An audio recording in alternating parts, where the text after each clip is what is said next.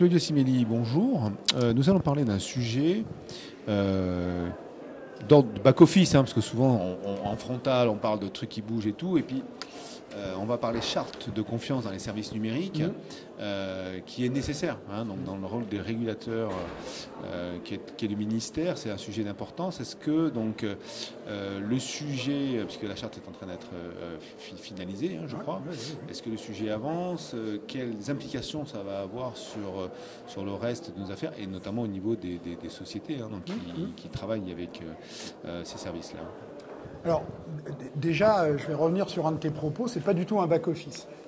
C'est-à-dire, cette charte de confiance, c'est vraiment pour faire connaître, finalement, quels sont les industriels, les éditeurs de services, les éditeurs de ressources et de services, qui, finalement, aujourd'hui, dans un monde, en fait, qui est un monde des données et de l'intelligence au niveau du numérique, qui respectent les conditions de confiance au niveau, finalement, des données à caractère personnel des élèves et également, en fait, des enseignants, bien sûr. Mais il est évident qu'au niveau de l'école, il faut qu'on arrive à faire savoir quelles sont les entreprises qui s'engagent et qui respectent, finalement, alors, bien sûr, la loi, mais au-delà de la loi, qui vont s'engager sur un processus qui est un processus éthique au niveau en fait commercial, notamment pour ceux qui fournissent des services qui sont des services et des ressources gratuites, et également en fait qui garantissent la sécurité de l'information. Donc cette charte de confiance, elle a pour vocation à proposer aux entreprises qui s'engagent de façon complètement volontaire finalement un contexte éclairant qui permette de rendre en fait de la visibilité au grand public, aux parents notamment, aux établissements scolaires, aux collectivités, sur le respect finalement des données personnelles, sur le respect d'une éthique commerciale et sur le respect de la sécurité de l'information. Monter une charte comme ça se fait de manière partenariale avec toutes les parties prenantes du système. Donc, qui a travaillé avec la DNE sur ce sujet? Alors, très concrètement, bien entendu, on n'a pas fait ça tout seul. On a fait ça avec une réflexion partagée. Cette réflexion partagée, on l'a eue en fait avec l'ensemble des industriels.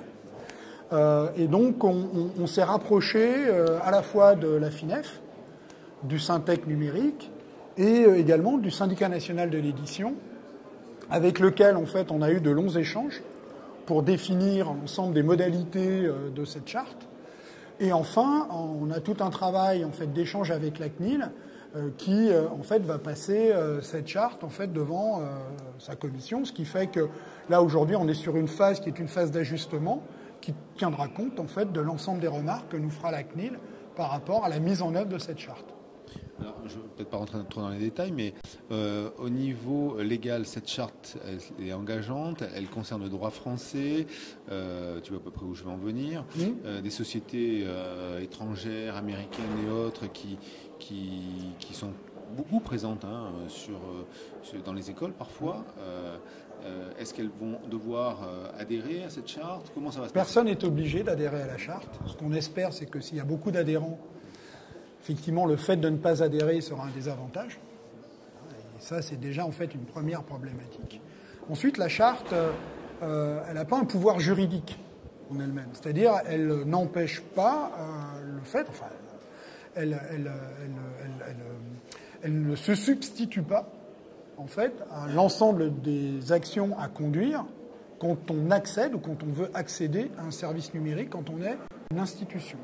Cette charte, elle est faite pour des services qui sont à caractère professionnel, donc ce n'est pas les services grand public, et elle nécessitera quand même pour les écoles, les collèges, les lycées, les collectivités, voire les associations qui utiliseront ces services qui auront adhéré à la charte, à mettre en œuvre les démarches nécessaires auprès de la CNIL, d'accord, comme si les entreprises n'avaient pas complètement adhéré. Okay, la seule chose que la charte propose en plus, c'est que par rapport en fait à simplement aux déclarations qui sont faites vers la CNIL, les entreprises qui s'engagent dans la charte s'engagent sur des règles qui sont un petit peu des règles commerciales et des règles de sécurité au niveau de l'information. Mais c'est des engagements qui sont des engagements personnels de l'entreprise et qui sont des engagements volontaires. Par ailleurs, la charte va être coordonnée, pilotée par un comité de suivi qui peut, en fonction en fait, de plainte, si une entreprise ne respecte pas la charte, avec en fait bien sûr conditions légales normales et appropriées, exclure en fait alors, une entreprise et le service associé par l'entreprise de la charte. C'est-à-dire qu'une entreprise, quand elle va s'engager dans la charte, ne s'engagera pas pour tous ses services. Alors, je ne vais pas citer de nom d'entreprise, qu'elle soit française ou internationale, mais on peut imaginer qu'une entreprise s'engage dans la charte pour un service qui est essentiellement éducatif, ou pour un service qui est essentiellement pédagogique. Dans la mesure, en fait, où sur un des services sur lequel elle s'est engagée, elle ne respecterait plus les conditions de la charte, bien entendu, le comité de suivi pourrait être en mesure, en fait, de l'exclure de la charte. Et on pense que, dans la mesure où cette charte prendrait bien au niveau de l'ensemble des entreprises présentes en France, le fait de se faire exclure de la charte ne serait pas sans effet pour, en fait, une entreprise qui était rentrée. Est-ce qu'elle pourra prendre une forme de type label comme le label RIP qui est en train d'être revu? On ne souhaitait pas que ce soit un label, puisque en fait, quand c'est un label, okay, il y a, on va dire, une commission qui se réunit pour admettre. Okay. Donc là, on est plutôt sur un engagement qui est volontaire de respect. Il y a bien entendu un contrôle, puisqu'on regarde en fait que l'ensemble des documents qui permettent de justifier l'engagement dans la charte, en fait, que l'ensemble de ces documents, de ces liens seront présents, notamment les conditions générales d'utilisation ou la politique de sécurité. C'est-à-dire que les entreprises qui engagent un service, eh bien, des conditions générales d'utilisation, par exemple en français, que la juridiction soit bien une juridiction qui soit, par exemple, en France, okay, et que, par exemple, la politique de sécurité aborde bien la question des données personnelles. Okay, mais après, effectivement, c'est un engagement volontaire de l'entreprise, et si on se rend compte, parce que la commission de suivi regardera les choses, si on se rend compte que l'entreprise s'est engagée mais qu'elle ne respecte pas au cours des années l'engagement qu'elle a pris, on se donnera l'autorisation, la possibilité en fait, d'exclure l'entreprise. De manière opérationnelle, donc les travaux sur cette charte sont terminés, elle va être mise en application. Alors, les travaux ne sont pas encore terminés puisqu'on attend le retour de la CNIL. Dès qu'on aura les retours de la CNIL, on sera en mesure en fait, de publier la charte et de publier le processus d'adhésion à la charte.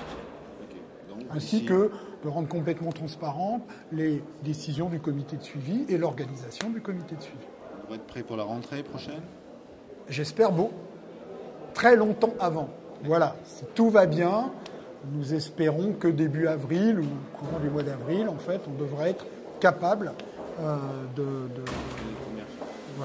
d'avoir les premières signatures. Merci. Eh bien, de rien. Merci à vous.